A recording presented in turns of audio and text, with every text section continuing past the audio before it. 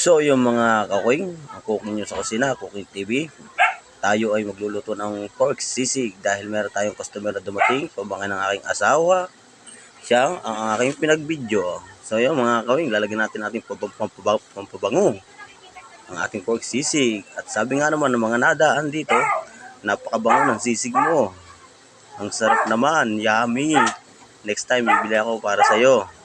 So yan, halo-halo na natin ang ating pork sisig sa ating nag-iinit na lapad na hamburger. Yon, kuko na ako ng isang itlog at ating babasagin sa gilid at ilalagay natin sa gitna ng pork sisig.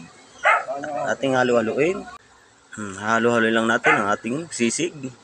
Ito nga pala ang sisigan ni Talim Yehuda. Dito lang matatagpuan sa Las Piñas. Yan, halo-halo na natin ng bahagya. At ating papupula-pulahin ng bahagya ang ating pork sisig upang magandang serve sa ating customer. So yan, malapit na tayong matapos sa ating pork sisig pagluluto.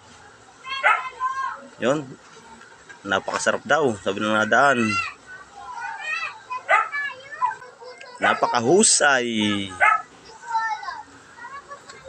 ang mini sisigan ni Talim. Hanggang dito lang ang aking video.